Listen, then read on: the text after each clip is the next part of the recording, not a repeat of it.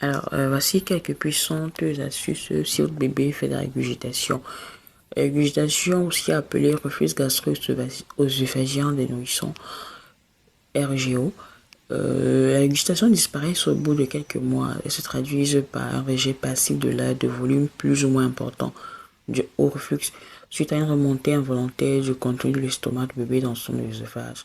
La régurgitation survient soudainement et sans effort pour le bébé, souvent lors d'un repos juste après le repas. Alors pourquoi est-ce que le bébé régurgite? Il est important de savoir que c'est un phénomène normal et fréquent.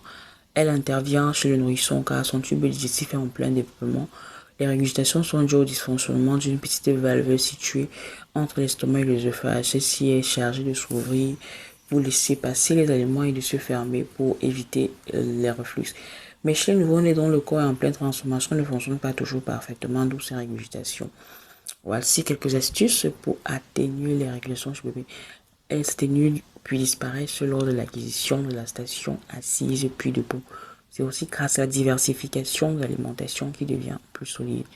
Quelques conseils si votre bébé est sujet aux régurgitations. Il faut donner des repas moins abondants et plus fréquents.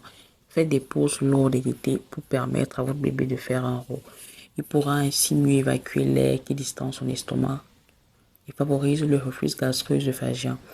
Ceci pour lui permettre de faire un repos et d'évacuer de l'air. Gardez-le ensuite en position verticale pendant quelques minutes après le boire. Il faut également éviter de faire pression sur son ventre, par exemple en n'attachant pas sa couche trop serrée. Faites-lui faire des rots. Le rot est un mécanisme physiologique qui permet au bébé d'évacuer l'excès d'air avalé en titan. Il peut survenir tout de suite après la tétée, quelques minutes après ou pas du tout.